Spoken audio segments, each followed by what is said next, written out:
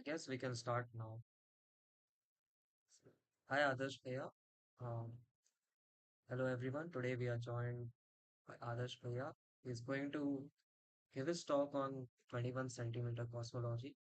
So, a bit of background about Adarsh Bhaiya. He is a graduate in physics from IISER Berhampur, and he's currently working in the CMB distortion lab at the Raman Research Institute. Uh, his main area of interest is in instrumentation. And right now, his major work includes optimizing the data quality metrics and the electronic systems for Pratyush, which is a space-based project for detecting signals from EOR. Over to you, Adarsh. Am I audible clearly? Yeah, Okay, so welcome all after a long time giving a talk back to Naxatra. So today's topic will be 21 cm cosmology. I have divided the talk into two parts. First one will be the theory because this is different and new, and second part will be what we are doing here. So we all know the electromagnetic spectrum. It ranges from radio to gamma rays with different frequencies, and for each frequency we have a merit, we have a different power. So let's say we are looking at the universe, the elephant, and we can look at one part of the elephant invisible, in X-ray, in micro, infrared, radio, UV. And at the end, we combine all these together to get a complete image of the elephant. We can't see the whole elephant at a time or at a given frequency. So we need different wavelengths. So I always use this and like this site called Chromoscope. So this is the visible universe which we can see in visible light, or if you are at a very nice place, you can see it with the naked eye. So as we go from visible to X-ray, gamma, hydrogen alpha, near infrared, micro, and radio. So you can see how the universe, what we see changes, and we see different features for each wavelength. Let's say this galaxy here, this is not visible in visible light. But as we go back to radio, you can see this. So there are different features of the universe which you can see only at a specific wavelength. Hence, the elephant. So, uh, introducing the physics, we have the 21 cm signal, which is the spin flip between the hyperfine levels. So we know the transition levels in an atom, let's say shell K, L, M, N, and this is a bit different from that. In a given shell of the hydrogen atom, the spin of the electron can be parallel to the nucleus or be anti-parallel to the nucleus. So just as in our transition levels of KLMN, we have wavelengths of light coming in and going out depending on the electron goes up or down in energy level. We have the same thing happening here. And if the spin flips here, we have a wavelength, we have a wave of frequency 1420 megahertz or corresponding wavelength of 21 centimeter. Note that this happens only for the neutral hydrogen, which we denote as H1, and not for ionized hydrogen, which is H2. And for the given transition, the probability is this in the order of 10 power minus 15, which means around 10 power 7 years for a single flip. So with this, you can estimate that if we need to get a hydrogen spin flip signal, the amount of hydrogen atoms should be of this order to get it in 1 year. And luckily, in the beginning of the universe, we had such concentrations of hydrogen or such amount of neutral hydrogen to get the spin flip. Next, I would briefly reintroduce redshift. We all know if an object goes down, the wavelength shifts a bit towards red, which we see in these absorption lines. Or if it comes closer to us, the wavelength shifts towards blue. So these lines would shift downwards. And there are three main kinds of redshifts. Doppler, which we all know. Cosmological is the one which happens when there is uh, stretching of wavelengths because of expansion of universe, not terrestrial phenomena. So cosmological is like Doppler, but in cosmological uh, larger scales. Gravitational redshift is something different which happens due to time dilation in general relativity. So for this presentation, our focus will be on cosmological redshifts. So there are two basic formulas.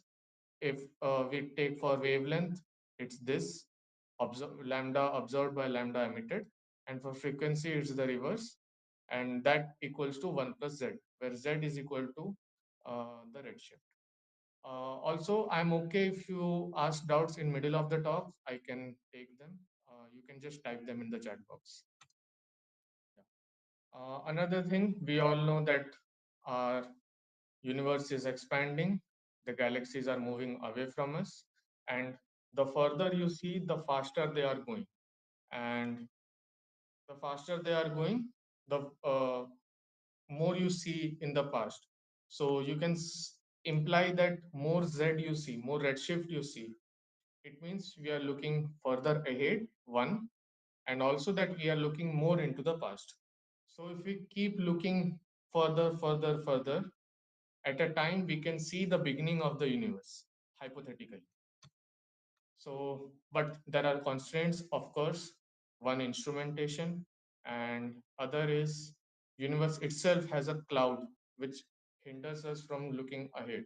So in a sky, we can, if there are clouds, we cannot see ahead of the cloud cover. We don't know what's happening uh, below, beyond the clouds, but we can see everything which is between us and the clouds. In a similar way, after the Big Bang, for around 400,000 years, the universe was a dense, hot plasma and too opaque that the light could get away from that plasma. But then, as the universe expanded, it cooled down, the density decreased, and at a certain level, the light could get decoupled, which means the light could get away from the dense cloud and it could reach us, which we see today. And that cloud uh, is called the surface of large scattering. Beyond that surface, we can't see anything. And at the surface of large scattering, whatever wavelengths emitted uh, and which reached us is called the CMB, cosmic microwave background. But we all know there are ways you can predict or you can model what is happening beyond the clouds. So if we are looking at the cloud cover in our sky, you can predict if it's day or night. You can predict small perturbations in the cloud cover and model things of how it could have happened.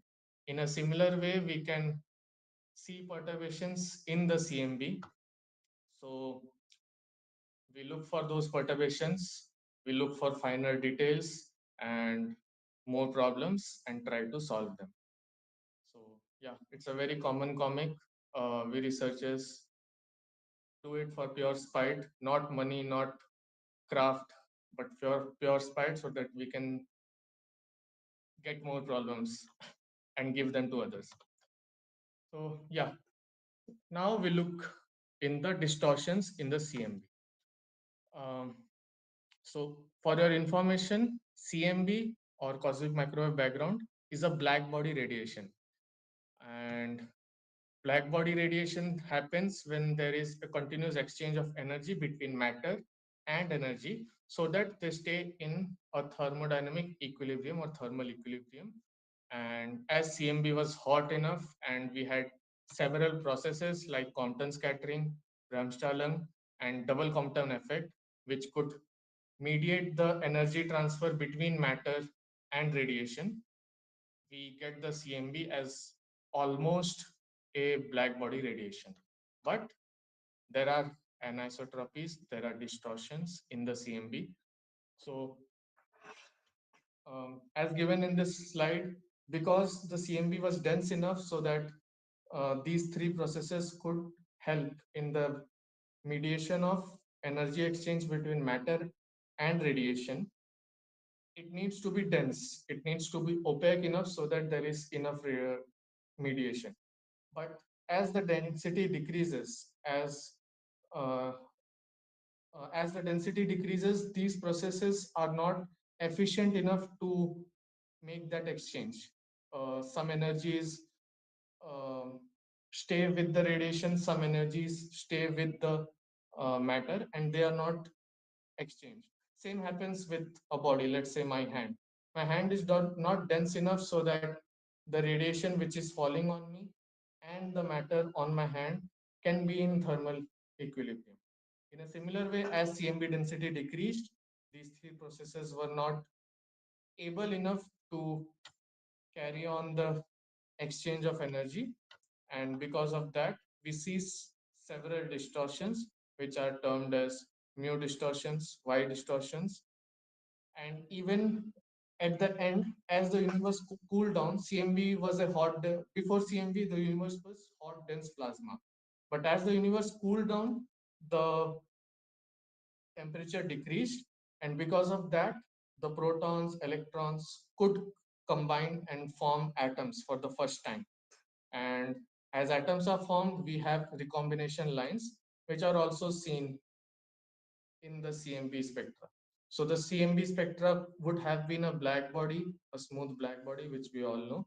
But there are these minor distortions which happen in the CMB.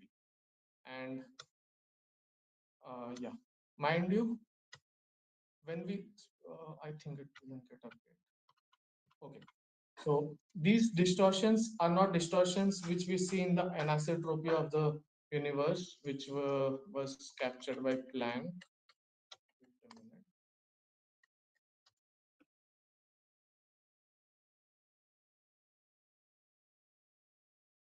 Yeah. These distortions are not spatial distortions, which we all know. We have seen these images everywhere. These distortions in the spectra, in the frequency domain, and not the spatial domain. So yeah. Back to the 21 cm signal, the spin flip, it gives a wavelength of 21 cm and a frequency of 1420 megahertz. And depending on the cosmological redshift formula, as we are looking in the past, there happens a redshift and the 1420 megahertz shifts to around 46 megahertz. The CMB, or the surface of large scattering, happened at 1100 megahertz. And what we see now is, it happened at 1100 redshift. And what we see now, our present, is zero redshift.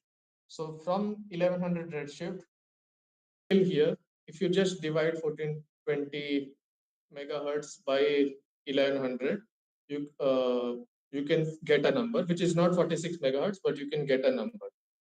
And with time, if you look at lower levels, you can, if you look at lower levels, the redshift would decrease, and depending on that, the wavelength will be different. I'll get to that in a minute.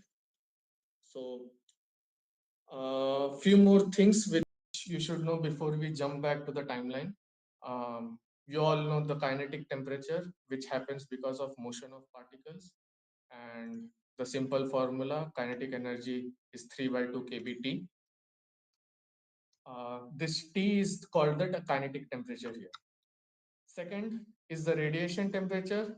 So for a given black body, if we have a temperature, let's say 3000 Kelvin, we get a spectra like this in the wavelength domain. If we have a 4000 Kelvin black body, it differs 5000, 6000 Kelvin. So depending on the temperature, you get a completely different spectra for a given body, and that is governed by the Planck equation. And here this T in the formula e power hc by lambda kt, this T is called the radiation temperature for a given body. Third is the excitation or spin temperature. This is fairly new. Um, this temperature is not an actual temperature, but rather gives a ratio of the populations in lower energy level or higher energy level. So T excitation is the excitation temperature for which the population of N upper and N lower will give me this ratio. Okay. So if I have a higher T excitation, if you put it into the formula, N upper will be higher or population of higher energy particles will be higher. Here, higher energy particles means this state and lower energy particles means this state. If the spins are aligned, they are higher energy. If they are not aligned, they are lower energy. So yeah, these are the three temperatures. And for all these three temperatures, kinetic, radiation, and excitation, we need to look at the couplings. So you all know coupling means being together or coming together. That is the common language. For this context, coupling means between all these three energies or temperatures, what are the uh, how they can be together. So there are various processes because of which they can be together. For kinetic energy and spin energy, there are atom-atom collisions. So if two atoms collide, they can exchange energy, and because of which non-excited atom can go to the excited state. There are processes like um, Compton, which help in background radiation energy to get into residual electrons, which are in the universe after SLS. And these electrons mediate the energy transfer between background energy radiation, which is CMB, and kinetic energy. So the electrons gain energy from background energy using Compton, and these electrons collide to atoms to increase their kinetic energy. And there is absorption of 21 cm photons from radiation to spin energy. So these are the three processes which help in coupling.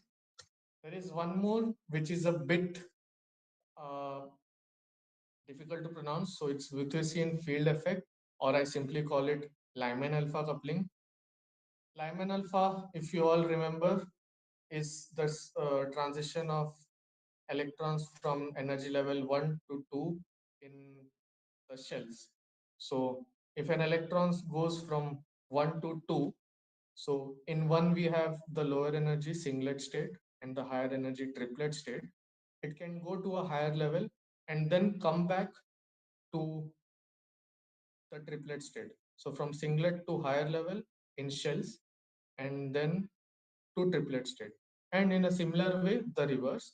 The green ones are the allowed ones and black ones are forbidden. There are some quantum rules, quantum mechanical rules, which you will come across.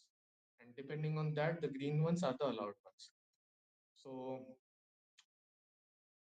if we are clear, if anyone has any doubts in the previous part, you can ask.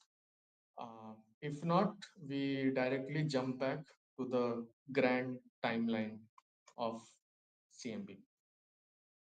So, yeah, uh, grand timeline of our universe. So, we had inflation, and then around 375,000 years, we have the emission of CMB or decoupling of CMB. And this surface, this green colored surface, what you see is the surface of last scattering. And then for a very significant period, we had nothing. So neutral hydrogen has been formed after recombination. And before recombination, we had plasma or ions. After recombination, we have neutral hydrogen, traces of helium. And this neutral hydrogen is there for a very long period. And this is what we called as the dark ages. After that, first stars start forming because of clumping of hydrogen, because of gravity, dark matter, whatever theories you can get into. And this clumping of hydrogen atoms give rise to the first stars and also the first galaxies. So this is the same graph in a different representation. Uh, Surface of last scattering, the dark ages, and then we have the first stars and the first galaxies. You can look at the timeline 300 million years after Big Bang. and a billion years after Big Bang. So in this period, the first stars and the first galaxies were formed. We call this period as the cosmic dawn or and the epoch of reionization, which we'll get into. So this is what I just said. Uh, this part is the neutral hydrogen. The first stars start forming. The first galaxies start forming. The stars and galaxies emit X-ray radiations, UV radiations, which in a way ionize the rest of the universe. So we get these ionized bubbles, which are forming in the whole neutral universe. So these ionized bubbles with time grow because of more stars forming, more galaxies forming, and they emitting X-ray and UV.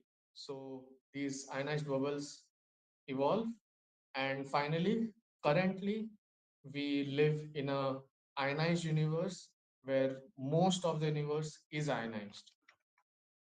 So yeah, anyone can ask me if there are any doubts till now, because the rest part will be a great ride.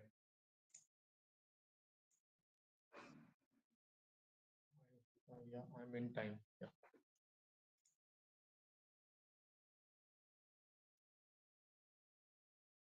Okay. If there are none,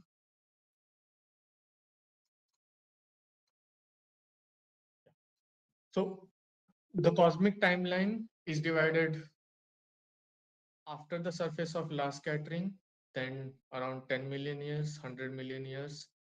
This is the period of dark ages, this whole part. And you see a plot below, which I'll explain in a bit. And the red part here is emission from the 21 centimeter.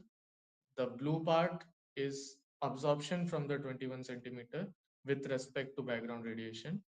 And here is when we have the first stars forming, heating begins, and galaxies forming, reionization begins, and at the end we have um, the ionized universe.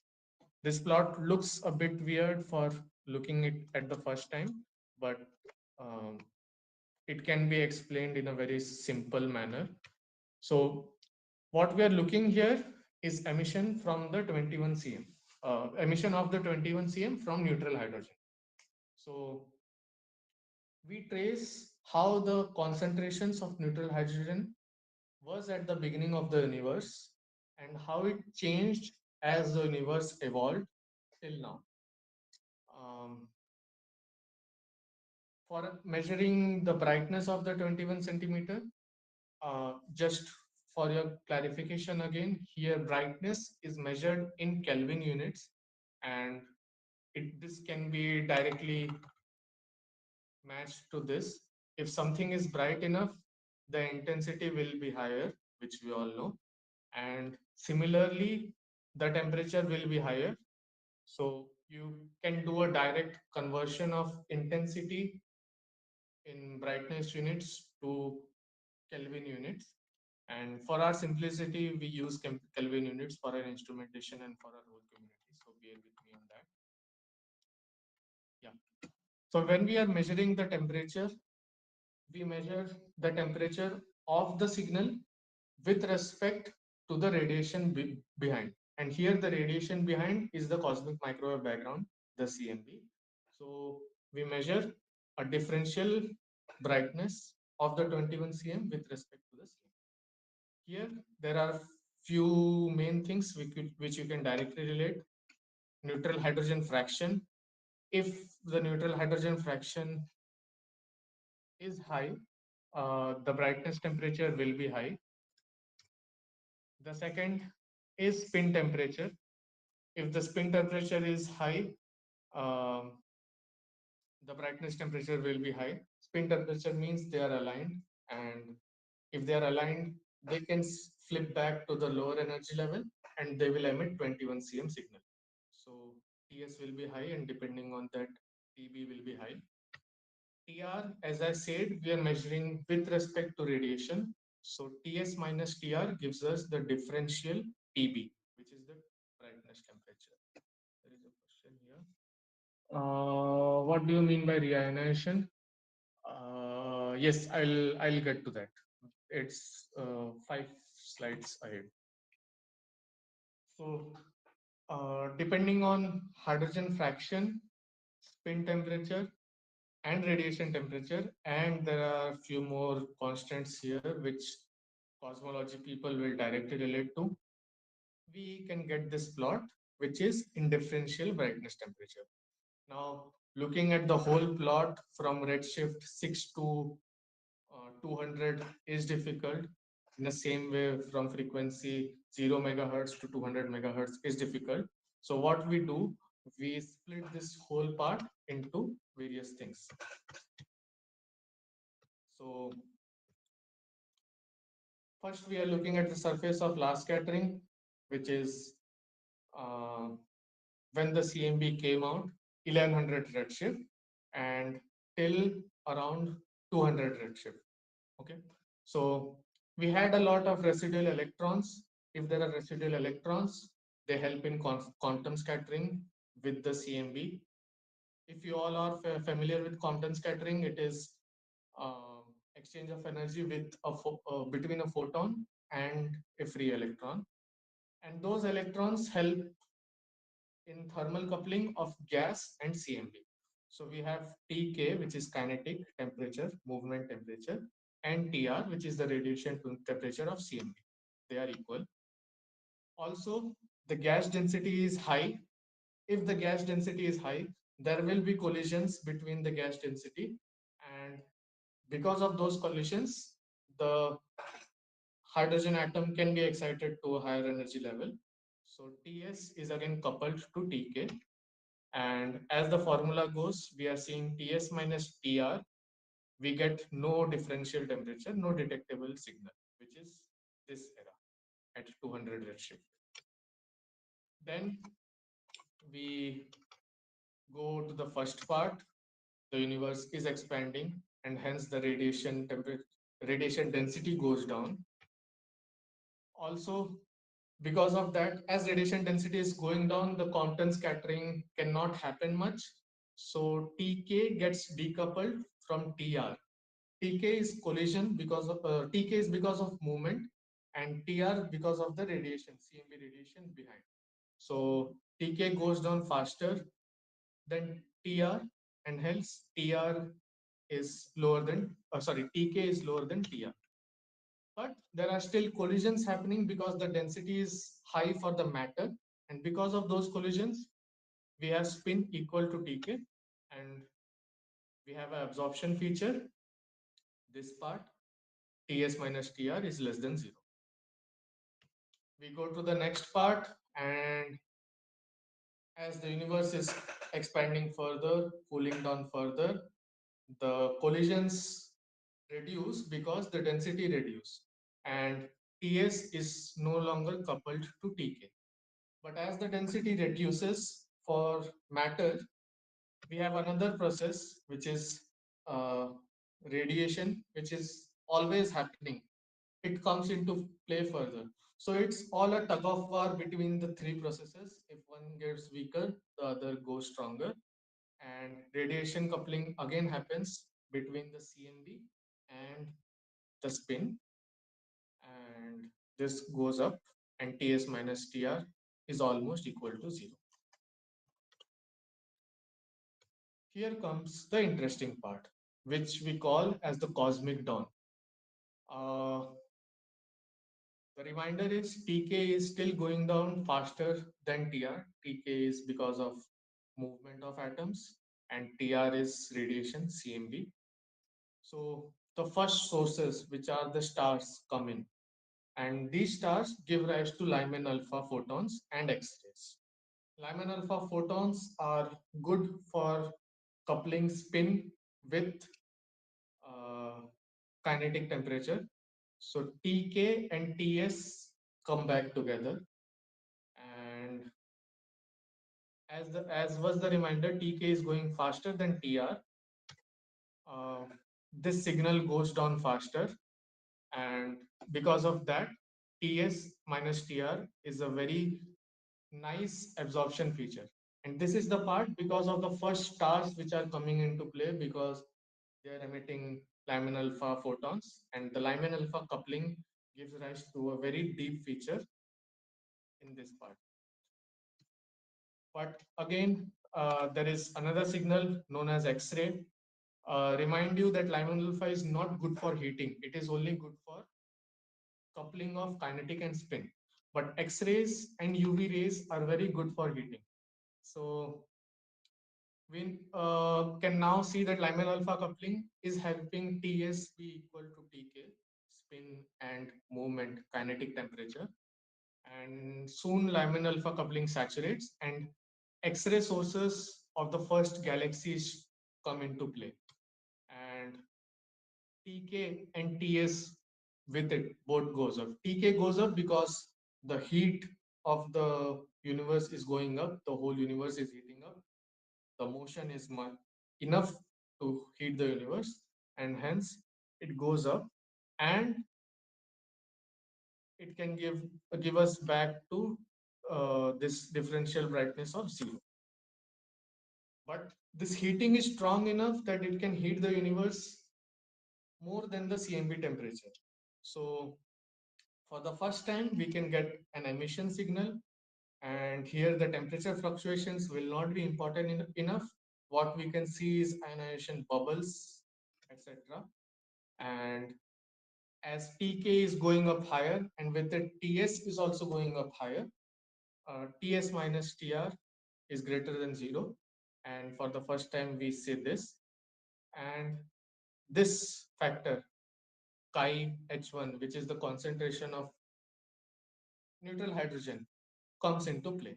So if you all might have noticed, earlier we had neutral hydrogen in abundance. So because of that, we can get this signal.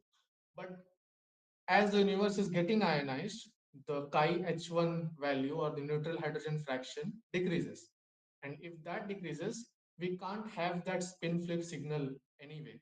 So even if there is a difference between Ts and Tr, because this factor is going down, the signal goes down to a very low level. So this part is what we call as the reionization, as someone asked in the chat. So reionization is coming back from the neutral hydrogen universe to the ionized universe, because the universe was ionized before, and then it came back to neutral after combinations. Because of these processes, we again have a reionized universe. So yeah, this is the whole scenario. Yeah. This is the whole scenario of our universe. So depending on all these processes of how good the star heating processes happens, how good the galaxy formation processes happen, what is the concentration of neutral hydrogen, concentration of dark matter, which comes into play somewhere, which I don't know. We can get a very varied signal, varied feature of this signal. So this is a vanilla model, but there are various possibilities of how this signal can carry forward. So this ends my theoretical part, which might be a bit boring. If there are any doubts, you can ask, which is the first part. The second part is instrumentation, which I think is much interesting than what all we saw.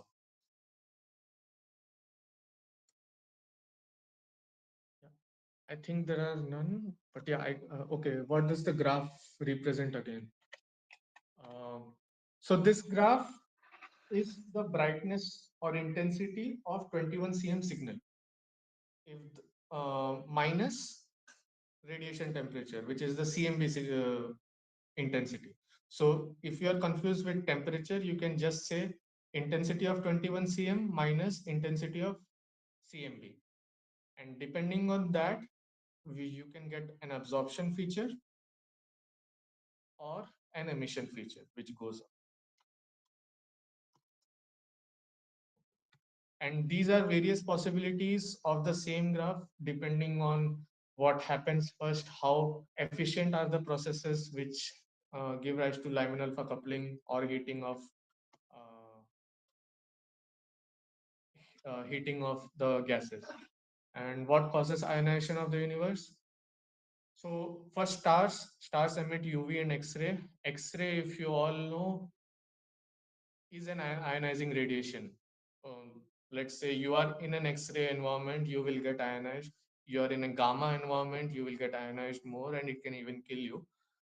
Anyway, um, ionization is because of X-ray and UV because these have energy enough to ionize an atom, or to be specific, hydrogen atom, and they are emitted from first stars and galaxies.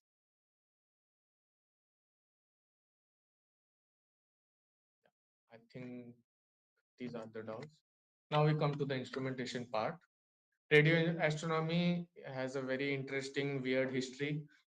People have been looking into it in several ways. So we have um, Marconi, Hertz, and Bose, which worked on the first radio transmission. Um, and then that was radio. But then we come back to radio astronomy. People, when they thought that we have radio signals around, their first thing was, let's look the sun in radio wavelengths. And people tried for a lot of time and they couldn't. The first one who had a very definite result was Carl Jansky, and we have a unit in intensity named Jansky after him, which followed a 24-hour cycle. So his first thing was, oh, I discovered the sun. But um, if he looked at it more carefully, and it was 23 or 56-minute cycle, which is not the sun cycle but the sidereal time, not the solar time. And interestingly, he discovered the galaxy, the Milky Way galaxy, which we live in radio for the first time, and not sun. The second interesting person was Grot Reber. He made this 9-meter parabolic dish in his backyard with all raw materials he could get, and did the first all sky radio survey in 1937 to 44. And we have a Reber Prize named after him. Um and coincidentally, we had World War II happening in a parallel time. So many radio people which were in World War II came to radio astronomy because World War II had ended. Soon, sun was discovered, and various interesting phenomena in the universe. One was pulsar, which was discovered by Jocelyn Bell. Again, accidentally, she was not intended to discover it, but she discovered it, which was earlier taken like little green men or aliens emitting them. But yeah, we had pulsars which fit perfectly to the signal period and signal features. And even CMB, as a matter of fact, was discovered by mistake because people were trying to detect some signal and they got an extra brightness or extra noise in their antenna, which the radio people couldn't understand. Then they called more uh, knowledgeable people who had things into that. They tried to clean the radio antennas, thinking ki it's some pigeon shit, but they still had that signal. And finally, we had the CMB discovery, which again was accidental. So radio astronomers had done many things accidentally. So interestingly, the 21 cm signal also was in our domain, which is in radio. And because of the redshift, if we are looking at a signal which is very far away, till here, the signal redshifts from around 40 megahertz to 200 megahertz. So we at our lab devised many instruments for the detection of the same. And that detection has its own problems, starting from the first element, which is antenna. The antenna sees the atmosphere or everything around it with a beam, and that beam is different for different frequencies. Beam is just gains. So if I'm looking up at the zenith, for 40 megahertz, the gain will be, let's say, zero point 0.7. For 70 megahertz, the gain will be 0.2. and that creates problem. We need a very constant gain for all frequencies, but we can't. Second is the antenna gets coupled with the sky, with the earth, and with everything which is around it. So if you have noticed, antennas are placed at very clean or clear grounds so that it doesn't get coupled with anything around it. Even if there are metal pieces, there are humans, there are any human made thing, any nature made thing, they can get coupled with the antenna. So we try to model how the antenna gets coupled with everything around it. We have RFI, radio frequency interference, humans, which create RFI. We have FM radio, we have uh, other electrical wires, solar cells, which emit radio frequencies, which hinder the observation. These are noise to us, which we can't always correct to. And if you might have noticed, this frequency band and 80 to 110 megahertz is the FM band, which sits right at the middle of our signal. So FM radio is a problem to us. I will be telling you a lot of problems for humans. So then we have standing waves, the signal which comes from the antenna to the analog receiver, which conditions the signal. Standing waves come in between. We have self-generated RFI, so the digital receiver which converts analog signal to digital signals creates RFI, which goes back to the antenna, goes back to the analog receiver, and it completely is a mess for us. So we try to create novel ideas, novel problems to solve this. One of our greatest foreground is the galaxy, the Milky Way galaxy, which has temperature of around 10 power 5 times brighter than the signal. And for us, the signal is around 10 power minus 3 Kelvin, which is too low. You can see the various models. And this blue line is the foreground, the galaxy, the Milky Way galaxy. So we have to correct for the Milky Way galaxy to get to these low lying signals, which has its own problems. So yeah, this is somewhat how the signal interacts, the 21 cm. It goes through the galaxy, atmosphere, ionosphere, and then it comes to the our antennas. If someone can tell me which antenna is shown here, I would be happy. Um, yeah, so the signal which would have been a smooth line has many RFI and noise lines which are created in between. And we try to filter them, we try to correct them to get our expected signal. There are various challenges, as I mentioned. Interaction of the instrument with everything is a strong function of frequency. Direction dependent problems. The primary beam, it has a different gain on top, different gain on sides. Electronics have different gains for different frequencies. There is ground coupling.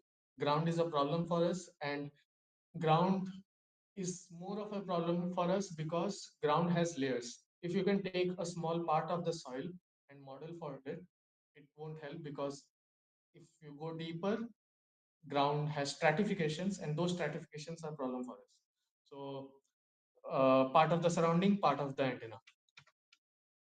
Here are various instruments which are working for the power spectrum measurements of reionization. Power spectrum is, uh, can we talk later? Power spectrum is brightness of the 21 cm in spatial directions. Then we have global 21 cm experiments which don't do the brightness at different spaces but do a total average signal measurement of the 21 cm. And these are some famous ones. Two very notable ones are edges, which are handled by MIT and few others. And other one is Saras, which is done at our lab. If you notice, Saras is the only one which floats on water and not on soil. An interesting Reason for this is, as I said, part of the surrounding part of the antenna. We can't model ground to great depths because ground has stratifications. So someone 10 years ago thought, let's go to water because water doesn't have stratifications. And if you can take a small sample of water, you are good to go. Yes, it has vibrations, perturbations, and a lot of things. But anyway, so for search of great sites for deep water bodies, we go to various places. This is how Saras has evolved, and it works for 50 to 200 megahertz, which is almost cosmic dawn in EOR. Earlier, it was a ground-based dipole, but then it has evolved to spherical, conical, and floating conical antennas. So, as the name goes, shaped antenna measurement of background radio spectrum. So, we have very weird shapes, not conventional astro radio antenna shapes, and that applies to all of them. Yeah, this is the subsystem. This is the receive antenna and the receiver which floats. And from that, we have a 100-meter cable which comes back to the digital receiver. As I said, digital receiver has self-generated RFI. So we try to keep the digital receiver as far away from the Saras antenna. And we shield the digital receiver in special cases such that the signal, the radio signal from the digital receiver doesn't go out, and also the reverse. Here, we go to various places to check. Yeah, why this shapes? Okay, I'll clarify this first. Shapes have a very interesting reason. It's not intuitive much, but let's say we have a single line antenna. That single line antenna, which is very conventional, it was used for TV, for car, FM radio. That single line antenna can detect uh, a certain frequency. Let's say that single line antenna is a cylinder. So that cylinder broadens the bandwidth, and it's not at a spot frequency, but for various frequencies. People model how the antenna behaves for different frequencies, how good it can take in the frequency, and how better is it is matched with the wires. Matched means there shouldn't be any standing waves between the wire or the cable which takes the signal and the whole antenna. Standing waves create problems. So people model for it. It's a complete domain for research to model the antenna and how it behaves for the environment. They run simulations and come to a specific shape. So yeah, different shapes have very different results. Even if you put a dent on the antenna, a 1 millimeter dent, it can change the signal by a lot. Not signal, the performance of the antenna by a lot. So yeah, uh, we have RFI expeditions where we go to various places, and it's one of the most interesting parts. So what you are seeing here is frequency to time um, waterfall plot. So yellow means brighter. So you can see at 100, at 80 to 110 megahertz with time, you have various lines for these frequencies. This is FM, and there are various other things like like satellites, which we can detect in our radio telescopes, and people do fun research on that. Not research, but fun papers on that. So people go to Ladakh, which is one of the quietest radio places, Andaman, dams, etc., which are good for freshwater reservoirs and good RFI. Uh, these are some quiet radio quiet locations. These plots are created by Yash, which is a PhD student here, and he has done some more peeking into the signal. So you can there are small features which happen at specific frequencies, and depending on what sort of these features are, you can predict if it is coming from a solar lamp, from any person using phone, a bulb, a electrical high voltage wire, many various things. So these create problems, not much, but also are good for our own play. Yeah. So depending on the Saras observations, one significant result was Sarash 2. Our current model is Sarash 3.5, but Sarash 2 could constrain various signals which are not possible. So these gray and red lines are the whole sample space of signals that can happen.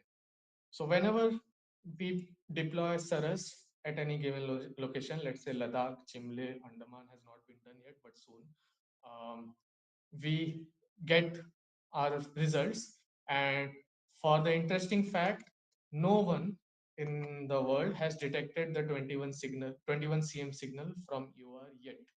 But we work on the non-detection of signal. So we deploy our instrument, have readings, and we don't see the signal, and tell the theorists that these models are not possible. So the theorists devise more things, more parameters, and tell us, let's say, if not, you can look out for these brightness, temperature, or these lower values. So we develop our instrument more, non-detection, not detected. So they go to more. So it's a very interesting play between the theorists and the experimental people. And we work in dot detection, and they give us more sample space or parameter space to work on. Yeah. So as I said, humans create RFI. So water has minor problems, land has minor problems.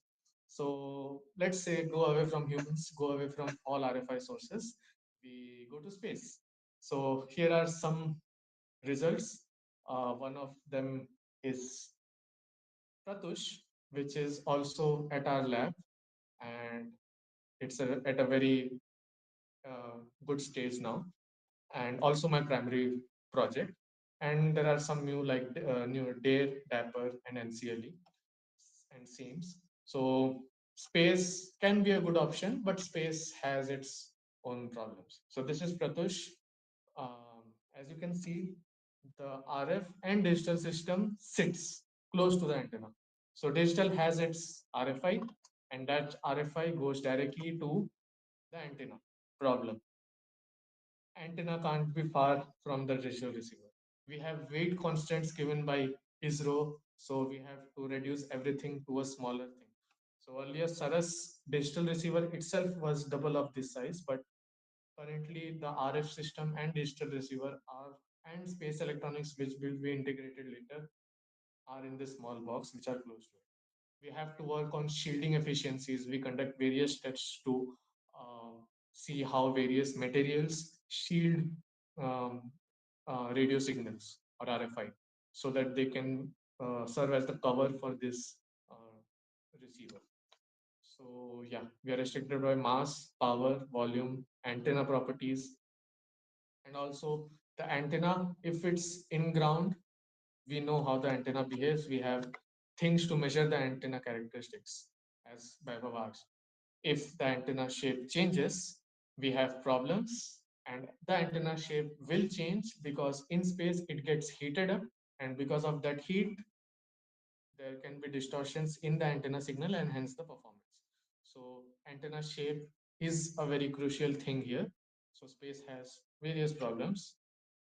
Also, like I'm ending now, one small thing is Apsara, which is a very initial stage. It works for epoch of recombination. Epoch of recombination is when the universe decoupled, the CMB decoupled, and universe came from ionized to neutral state, the surface of last scattering. It is still in development, and these brightness temperature are in the level of 10 power minus 9. Saras is working in 10 power minus 3, and still we have not detected the signal. 10 power minus 9 will be much more of a challenge. Still, we work for this, and yes, and the work is still going on, and it's a race, sort of, but again, fun. It's our team. This photo was taken at uh, Ladakh by our team, and as you can see, it's beautiful for the naked eye. But galaxy is a problem because it is 10 power 5 times greater than what signal we want to detect, and few more expeditions, fun, what we do. Yeah, thanks.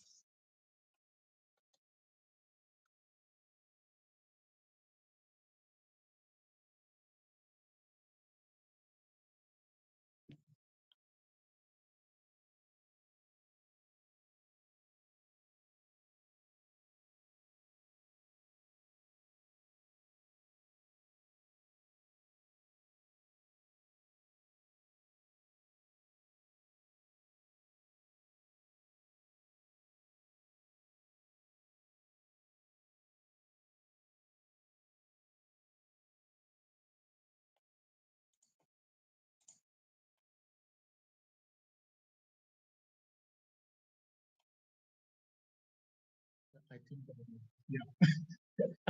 Okay.